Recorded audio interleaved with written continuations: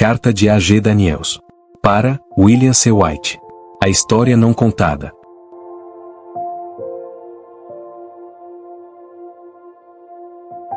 Desde o encerramento do concílio, senti que devia escrever-lhe confidencialmente sobre os planos do Dr. Kellogg para revisar e republicar o Templo Vivo. Ele, Kellogg, disse que alguns dias antes de vir ao concílio, ele estava pensando sobre o assunto, e começou a ver que ele tinha cometido um pequeno erro ao expressar suas opiniões. Disse que, ao longo de todo o processo, tinha ficado perturbado por não saber como afirmar o caráter de Deus e a sua relação com as obras da sua criação.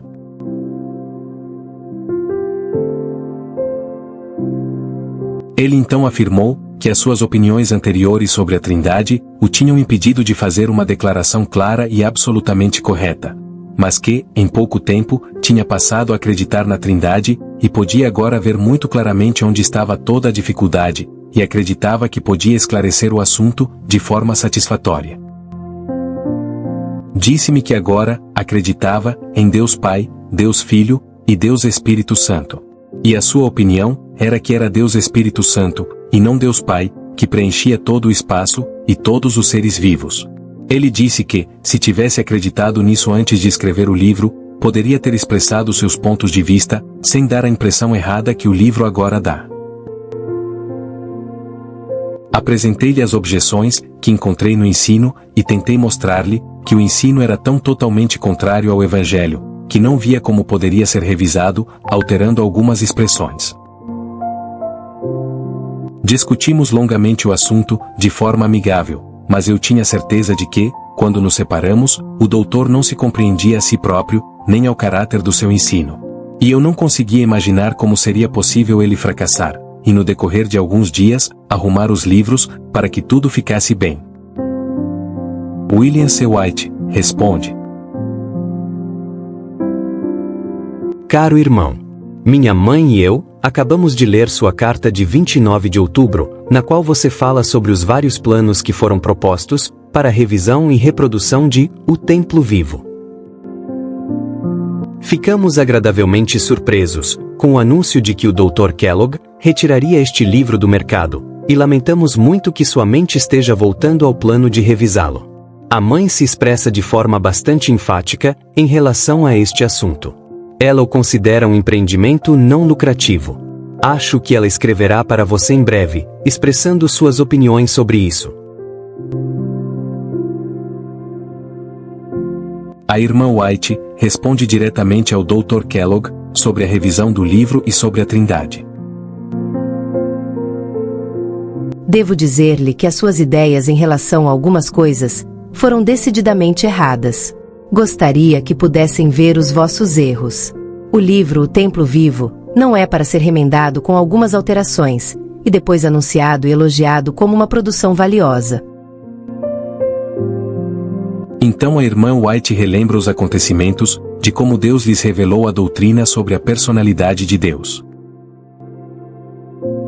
Meu esposo, o pastor José Bates, o pai Pierce, o pastor Ira Edson, e outros que eram inteligentes, nobres e verdadeiros, achavam-se entre os que, após o passar do tempo em 1844, buscaram a verdade.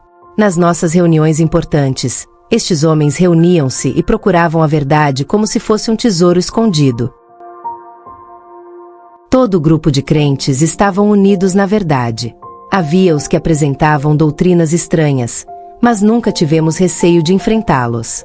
Nossa experiência foi maravilhosamente estabelecida pela revelação do Espírito Santo.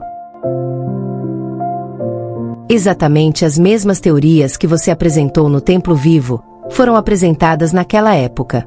Esses sofismas sutis e enganadores têm procurado, repetidamente, encontrar lugar entre nós. Mas eu sempre tive o mesmo testemunho a dar que tenho agora, a respeito da personalidade de Deus. Em Primeiros Escritos, nas páginas 70 e 77, encontram-se as seguintes declarações. Em 14 de maio de 1851, vi a beleza e formosura de Jesus. Contemplando sua glória, não me ocorreu o pensamento de que eu devesse separar-me de sua presença. Vi uma luz provinda da glória que rodeava o Pai, e ao aproximar-se ela de mim, meu corpo tremeu e agitou-se como uma folha. Pensei que, se ela se aproximasse de mim, eu deixaria de existir, mas a luz passou por mim. Então pude ter alguma percepção do grande e maravilhoso Deus com que temos de tratar. Tenho visto muitas vezes o amorável Jesus, que é uma pessoa. Perguntei-lhe se seu pai era uma pessoa e tinha a mesma forma que ele. Disse Jesus: eu sou a expressa imagem da pessoa de meu pai. Hebreus 1:3. Tenho muitas vezes visto que o ponto de vista do Espiritismo afasta toda a glória do céu, e que em muitas mentes o trono de Davi e a amorável pessoa de Jesus têm sido queimados no fogo do Espiritismo. Há uma corrente de Espiritismo se infiltrando entre o nosso povo, e isso minará a fé daqueles que lhe derem lugar, levando-os a dar ouvidos a espíritos enganadores e a doutrinas de demônios. Erros serão apresentados de maneira agradável e lisonjeira. O inimigo deseja desviar a mente de nossos irmãos e irmãs da obra de preparar um povo para resistir nestes últimos dias. Agora, irmão White, compara a doutrina da Trindade com os princípios fundamentais. Fui instruída a dizer que não há nada na palavra de Deus que comprove as suas teorias espiritualistas. Não quereis renunciar a essas teorias de uma vez? Nelas a vossa mente tem se debruçado durante muito tempo, mas elas não têm tido qualquer influência santificadora, refinadora e enobrecedora na vossa vida. O Senhor não precisa dessas teorias, e Ele não quer que o seu povo as defenda, ou propague.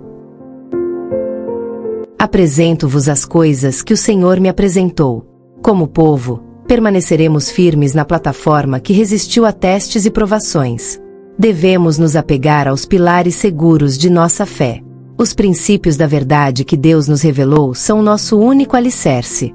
Eles fizeram de nós o que somos. Essas novas e fantasiosas teorias são fascinantes e enganosas. Põem em perigo os interesses eternos da alma. As Escrituras não as sustentam. Enquanto Deus me der fôlego, e me encarregar de usar a caneta e a voz para derrotar esse mal, que se instalou entre nós, farei a minha parte na guerra.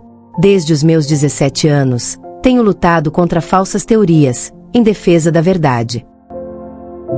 A história da nossa experiência passada está indelevelmente fixada na minha mente, e estou determinada que nenhuma teoria da ordem que você tem aceitado venha a entrar em nossas fileiras. Teorias de retalhos não podem ser aceitas por aqueles que são leais à fé e aos princípios que resistiram a toda a oposição da influência satânica. Você sabia que a personalidade de Deus é o principal pilar da nossa fé? A personalidade de Deus é tudo para nós como povo.